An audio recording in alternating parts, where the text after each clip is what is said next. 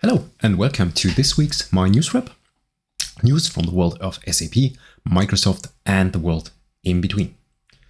Let's get started. Quite some news this week. Let's get started with the SAP side of the house.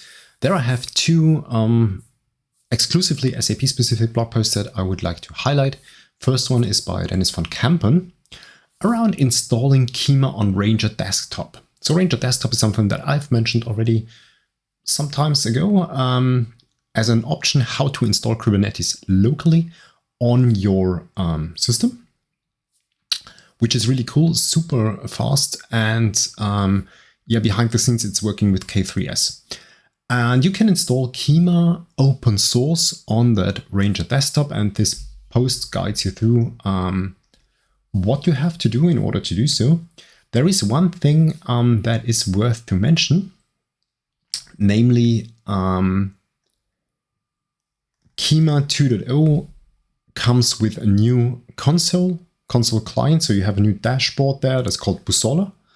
And this one is not working together with Ranger Desktop. So if you install Kyma on Ranger Desktop, you have to interact with Kyma only on kubectl level, so on console level. And you cannot use the Kyma dashboard, the new Kyma dashboard, because there are some issues with the port interaction between Docker, which is running Bussola, and Ranger. And currently that's not in focus to get those things running. So if you want to use the new UI, you have to go down the path that is described on the documentation, on the official documentation, namely using K3D, which is also possible. So that's fine. And then one announcement that came out this week, which covers one very important aspect around cloud adoption. Namely, there is a new collaboration or a new partnership announced between SAP and Avato Systems. And they want to make the first sovereign cloud platform for the public sector in Germany reality. And that's quite some undertaking, because the public sector is one of the most fenced areas and the one with the most drawbacks against cloud. And SAP and Avato now want to make that reality together with Microsoft. So this platform is based on the Microsoft Azure platform and also leverages some other Microsoft-based services, but it complies to all the strict requirements that come from the so-called BSI, the Bundesamt für Sicherheit in der Informationstechnologie. So it should be perfectly fitting the German government. I'm not 100% sure, to be honest, from the announcement, what's the role of Microsoft. So they provide it, but it will not be part, or it will not be separated from all the other European or German data center workloads, infrastructure thingies that Microsoft offers. Nevertheless, it will be based on the services and it will be Linux based, as far as I take that from the announcement. So really interesting and really cool to see that now there is also a road into the public sector area, which is a super difficult topic by itself when it comes to the adoption of cloud. With that, let's switch to the Microsoft part of the house, namely serverless. And this week I have more news than last week. First things first, there is a survey that was pushed out by Mark Duke around Azure Functions University. And if you are learning via Azure Functions University, please participate in this survey, because this survey will help the makers of Azure Functions University to improve, on the one hand side, the content, but also how it's presented, how you can interact with it. So really highly appreciate it if you contribute there, and the first 25 respondents will receive a couple of SAPI stickers if they provide their email. The email is completely optional, so you do not have to provide that. You can also just do the survey, but then you get no stickers. That's highly appreciated if there comes any feedback from you. Then, official announcement from the Azure Functions side. First of all, there is a general availability announcement around PowerShell on Linux OS in Azure Functions. So you can now create PowerShell flavored Azure Functions use Linux OS as operating system, and that's available on every hosting plan. That's really cool. Then one news around durable functions. There is a new durable functions extension release, which contains a breaking change that you should think about, and that's about entities. So if you are using iDurable client, entity client, list entities async, this method has a change. It will no longer return deleted entities. You can add a new property to the query, which will then again return the deleted entities, but by default the way how the method acts has changed. So be aware of that if you install that new extension version. And there was also an announcement that there will be soon a 2.7 release, which will have a lot of new features. So looking forward to that one. Then another announcement, which is around the, let's say, also extension area of Azure Functions. We already had that for some other services of Azure in conjunction with Azure Functions, namely using Azure Identity in order to authenticate. So no longer any connection strings lying around somewhere. And this functionality, so using Azure Identity within Azure Functions, is now also available for the SignalR extension. 2 points to consider. First of all, it's beta, so it's not yet GA. Second, it's only available for .NET. So that's kind of the drawbacks, so to say, when it comes to that topic. Then another great blog post from my perspective by Kai Walter. I already had one from him, I think, on the show. This time it's around testing Azure function scaling on container apps with Azure load testing. So bringing together the power of Azure functions, containerizing them, which is possible, and then using Azure load tests in order to see how those scaling behavior is. And that's really, really cool. I like that a lot. So it goes a bit around the setup and how to do the load testing, and then also, of course, discusses the test results. Great blog post, really like that. I especially like that scenario. And yeah, perfect segue to the container world. Let's switch to containers and Kubernetes. First of all, there is a new edition of the Microsoft Mechanics video channel, namely on Azure Container Apps. And there is one session on how to build and deploy container apps and microservices at scale, presenting the new Azure Container App Service in a very fast walkthrough in 12 minutes. And it's presented by the one and only Jeff Holland. So definitely, if you have not yet heard about container apps, or if you have not yet looked into them, then watch this 12 minutes. Then you have a great overview what's in there. Then sticking to Azure Container Apps, there is also now a new public preview that was awaited for quite some time, namely the support of custom virtual networks. So you can now create or deploy existing deploy Azure Container Apps into new or existing virtual networks. So you can leverage all the nice features around virtual networks with your Azure Container Apps, be it networking, private IP addresses, private communication between services that are also collocated within the virtual network. So that's now also available for Azure Container Apps in public preview.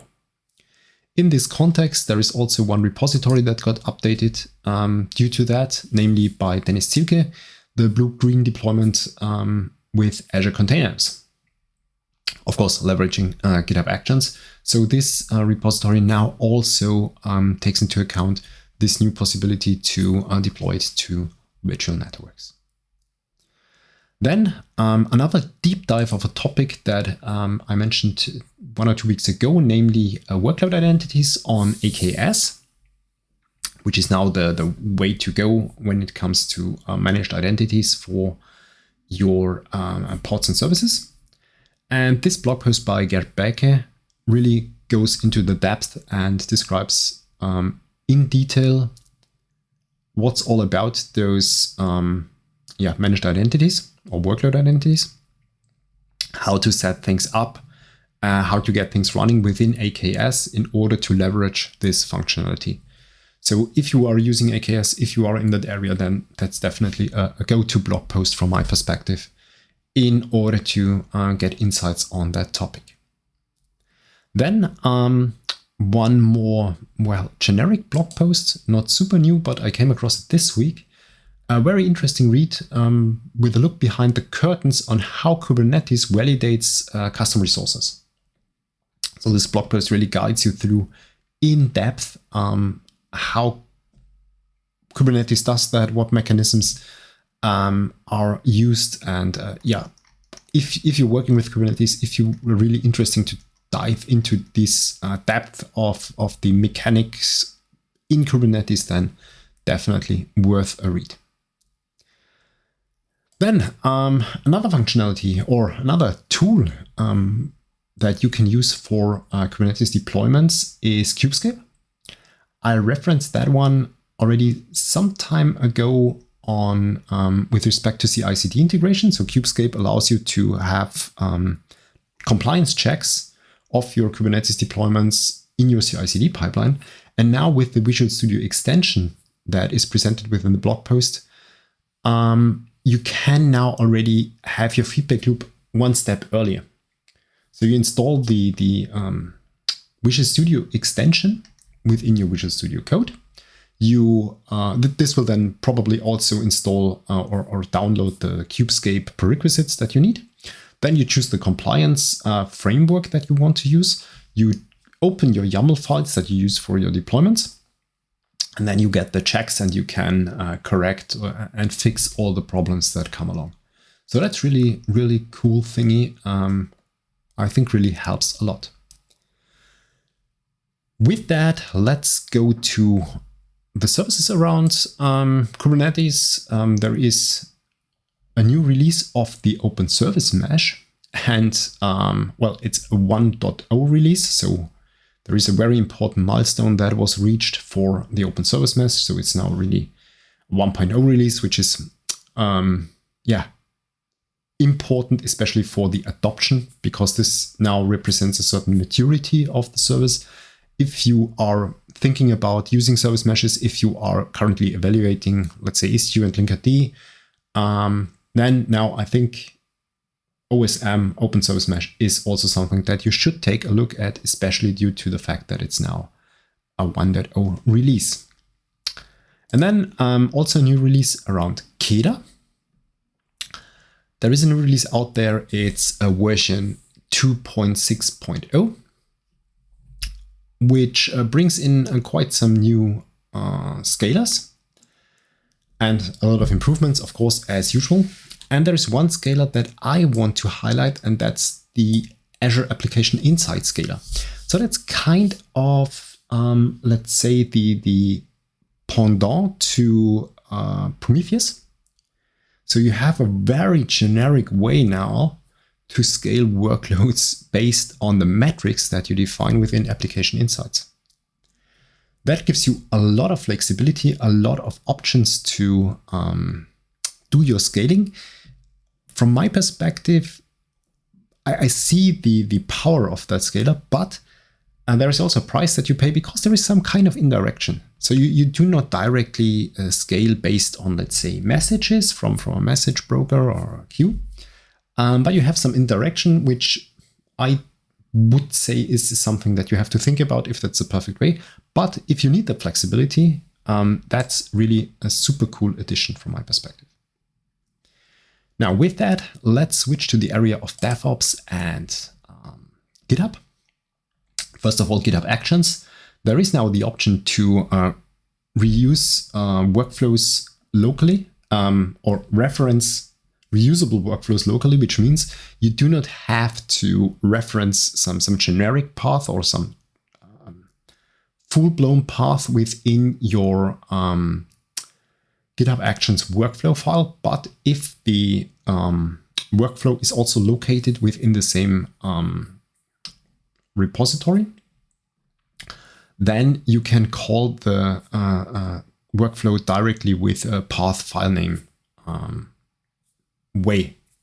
So the example is written, if you're watching that, you anyway see it already, how that works. So you can call workflow in local repo, and this will use then the corresponding file. So you don't have to do a big referencing thingy around that. Then also important with respect to GitHub Actions. I have had several points around GitHub Actions in previous editions with respect to modularization and with respect to reuse, also reuse in broader organizations. And with that reuse, there comes, of course, also a price that you pay for that. That all of us know who you use packages. If you use no packages or NuGet or Maven or I don't know what, you will have dependencies and you will have to check them. And GitHub offers the dependency graph, which really helps you in tracking your dependencies. And this dependency graph now also supports GitHub Actions. And this blog post that I referenced tells you how you can make use of that. Then with respect to making GitHub a fully blown project management tool, there is also an update around GitHub issues, which guides you through the updates that came during the last, 3 weeks or something like that. With respect to project descriptions, what you can do with issues and so on. And then there was also redesign rolled out with GitHub. So I have referenced the announcement blog post there. So the GitHub setting page now looks different, now follows the theming that GitHub wants to have. And that was rolled out all across github.com. So you should already see this new layout. Of course, you can share feedback. The corresponding link is referenced within the blog post. And then another important news around GitHub with respect to sponsors, which is a broad area at GitHub. You have now new sponsors-only repositories. You can define custom amounts and more. The blog post that I referenced guides you through. Now, you might first think, oh, that's now bringing in some fencing or something like that within GitHub. No, it's really improving the life of open source maintainers, because now they can really add some value with some very special sponsor-only content and not drag something in there in some fenced repository. So that's the idea behind that. And then one other blog post, around DevOps from my perspective, mainly using Azure load testing service, which is really a cool service from my perspective on Azure. And this blog post by Tobias Zimmergreen guides you through what is load testing and why should you think about that. Then what is the load testing or the Azure load testing service, and how to set it up and run the Azure load testing service. So really nice blog post, and I think a really cool service that you should use if you are running on Azure. And then one last thing from the broader Microsoft world, so to say. A podcast that I came across that is not brand new, but was new to me, namely Behind the Tech with Kevin Scott, which is podcast with the CTO Kevin Scott of Microsoft, which has interviews with several, most innovative tech leaders, as is written there in the description. I think very interesting new point of view on technology. And there are already, I think, 40 episodes out there. So something to catch up for me, but I think really valuable content in there. Then let's switch to the world in between SAP and Microsoft. Of course, as every week, there is a new edition of the SAP on Azure video podcast. This time, a little bit of history lesson around the collaboration of SAP and Microsoft. So what happened during the last 25 plus years with this in this area. And as special guest, there is Hans Reuter, who guides you through that topic.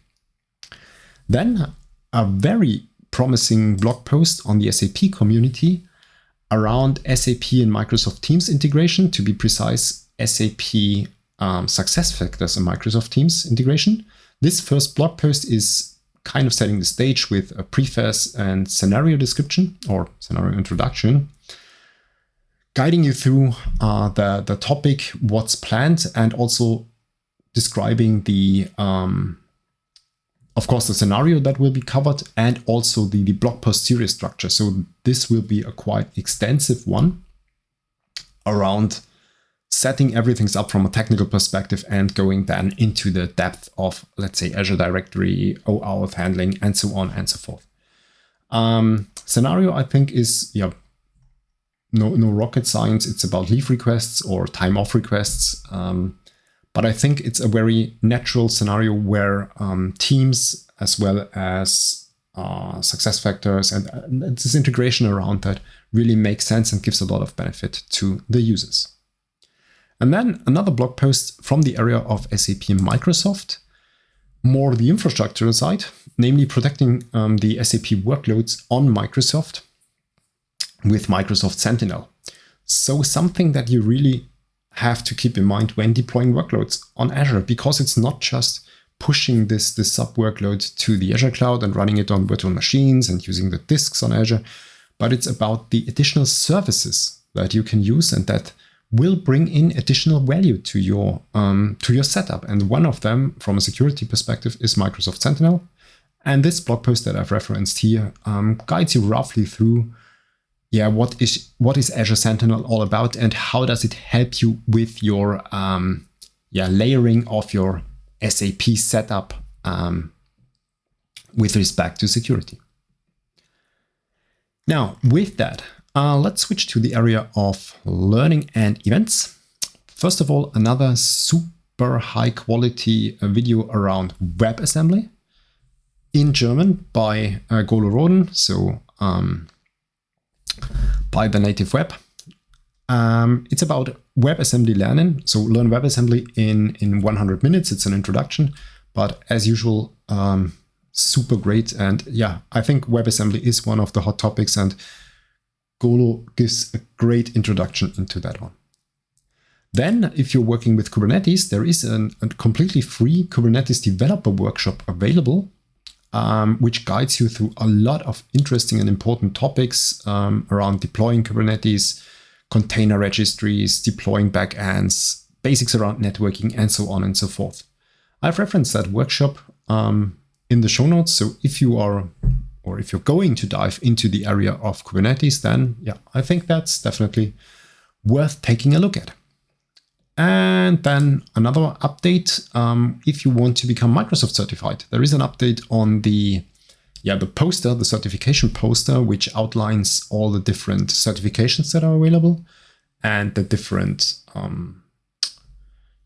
areas where you can do certifications. And there are some updates in the Azure area that have been announced before, especially when it comes to the Azure Solutions Architect Expert, which is now the AZ 305 certification, which now has different prerequisites than the older certifications.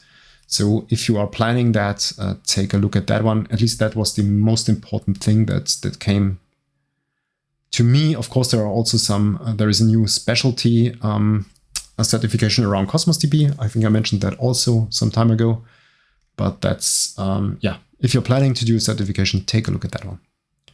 Then catching up from last week, Kubernetes, the documentary, the second part is out, and I enjoyed that one even more than the first one, because it's kind of the last weeks before going live with Kubernetes, announcing it at DockerCon, I think, or DockerCon, super cool. Definitely worth watching. And staying on watching on YouTube, there is also, a series of streams by Eberhard Wolf by the Software Architektur TV with respect to sessions that have been broadcasted or that have been hosted on the OOP conference. Unfortunately, there is not yet a playlist, but I'm quite sure that there will be soon.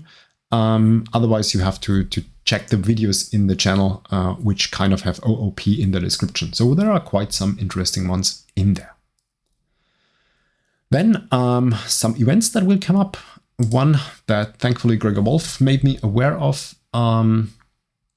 namely the SAP Cloud Application Programming Model community call. which is, well, taking place on February the 24th on YouTube. So if you are working with CAP, if you are using CAP and want to get in touch with the who is who of CAP, namely PO architects and of course the chief architect Daniel Hutzel, then this is an event to take into your calendar. Then there is also a Microsoft event around cloud native development, namely Microsoft Cloud Native Summit, which will take place at the end of March, focusing on, let's say, Kubernetes in its broadest sense. So, of course, AKS is an important topic. Azure Container Apps is an important topic, of course, but there is also Azure Arc in the game, namely hybrid setups and how to work with them using Arc-enabled Kubernetes. So that's also really interesting. With that, let's switch to the last section for today, namely developer productivity. Again, first a catch up from last week where I announced the first two parts of DJ Adams' blog post series around dev containers.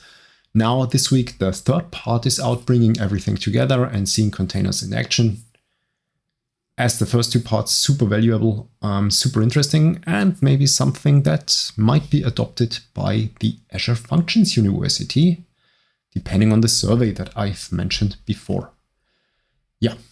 So that's that. And then another cool thingy that Martin Pankratz brought up on LinkedIn. I didn't know about that. So there is a feature within Outlook that allows you to send later. So you can kind of delay the sending of your email to a later date. So maybe because you have been working on Saturday, but you don't want to bug anybody with an email that you send out on Saturday, you can delay that. And that's, I think, a nice feature. I mean, handled with care, but quite useful. And then last thing for today with GitHub Actions, namely, how can you run your GitHub Actions locally? And there is a tool framework that's available on GitHub, and I've referenced the repository there called Act, which allows you to run your GitHub Actions locally. Basically, what you need is Docker up and running, and then you can install that one and run your GitHub Actions locally, which will, of course, improve your